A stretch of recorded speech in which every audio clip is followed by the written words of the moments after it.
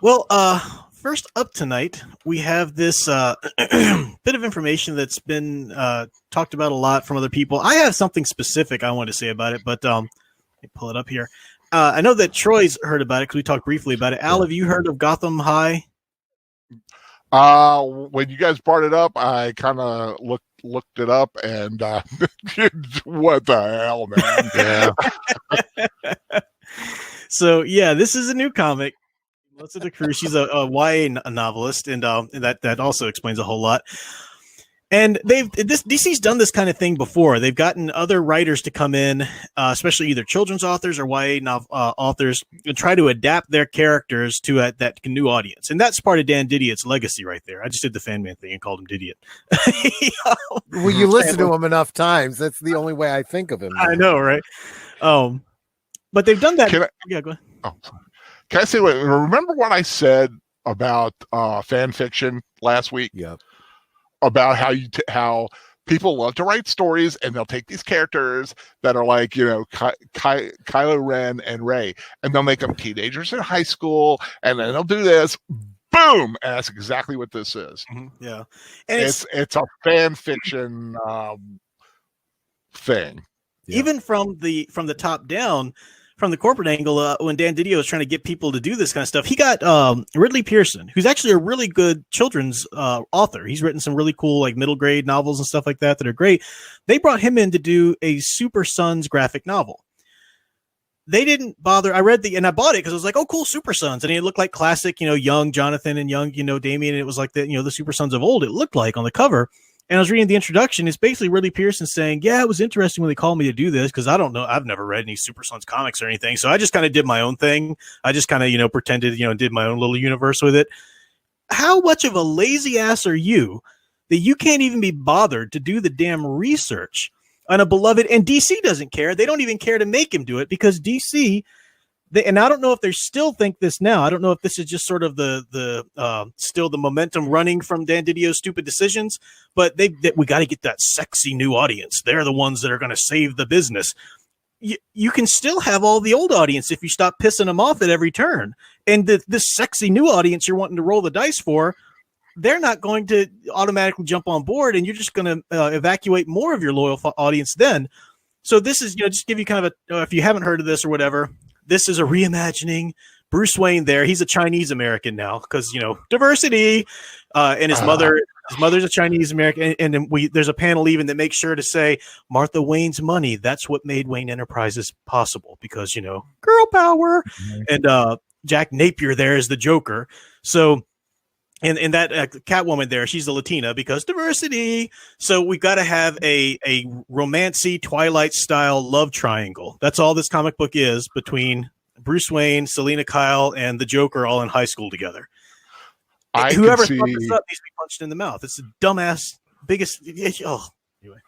I can see Greg Berlanti he's foaming at the mouth at CW right now, going, guys. Excuse me. Oh, this is what we need. You know what he's saying? He's saying, what if we made Bruce Wayne and the Joker like each other? Huh? That's what we're going to have sexual tension between same sex. That'll be so different. Come on, you joking ass. Money grubbing knock. I love how he's censoring himself right now. He's like, burger. Feel like the Father Christmas story. Fracking. Right, exactly. Casey Scott's not a finger. Apparently, Alfred is gay in it too. I didn't even look that far into it. Casey Scott. Oh, for crying out loud! Wow. Of course. So, what you were saying about not having read or knowing, or it got me thinking about some comments I was reading. This is unrelated, but it's tangentially related in theme. It was about Star Trek and people talking about how people are writing these new things without paying any. Yeah, exactly. 50 Shades of Wayne. That's exactly, and this is a young adult writer, right? Mm-hmm. Yeah. I mean, okay, don't even get me started down that path. Exactly. Right. But But my problem is this whole idea. One of the writers for Star Trek said, you can't just keep track of all of this continuity and stuff. So sometimes you just got to start fresh. And it's like, then you should not be writing for something that has this much lore. If you don't understand it, don't do it, because these properties have rules. And a completely separate thing that I was watching, it actually wasn't Sound Engraver, but it was music related. And the person was talking about, playing things like jazz and stuff where you can kind of let yourself go with it and do what you want to do. But even within that, there are still rules. You can't just hit any random note and have it, make any sense. There are still musical rules that you have to follow. And these properties are like that. What job could you ever have where you could say, you know what, I have absolutely no clue what I'm doing, so I'm just going to do my own thing, and it doesn't matter. Okay, no, you're fired. That's a good way I like that you brought that up too, because that is ridiculous. Tim and Flip says Gotham 90210. Yeah, right. It's funny because get that out there. That's where we come today. We come to that point where writers and people who are in charge of these huge franchises, beloved interwoven mythology franchises, simply they can't even fathom doing the work to make sure it all makes sense. And that's why we got Kathleen Kennedy going, there are no comics or books to draw from with Star Wars. We just have to make this stuff up each time. Yeah. Somebody kick her hard for that. That's ridiculous. And it's that's where we are with this now in DC. In particular, this is because I don't care much about this. I think I want to mention it to Troy. Troy's like, I don't even pay attention to that stuff anymore. I was like, absolutely right. I don't care about anything DC does anymore. DC's dead. If you still are hanging on to DC Comics thinking they're going to do anything worthy, you're deluded. You really are. But this is what DC's done now in particular, and other franchises have done this as well. They've thrown out the rule book now. And really with DC, it started with the New 52. Go all the way back to the New 52. Up until 2011, you had decades upon decades of basically the same characters being true to themselves. You had crises and you had continuity differences and things like that happen to change it up. But Superman, no matter what era before New 52, was always true blue Superman.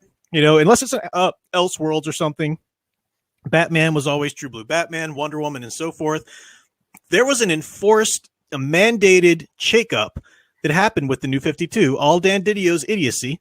And that just had set the rock rolling down the hill to this point where all of a sudden now you've got, so the Batman Ben Affleck murders, but that's just that Batman. Or, the Batman of Chris Nolan, he's not really so much a detective, he's more of a ninja, but that's just that Batman.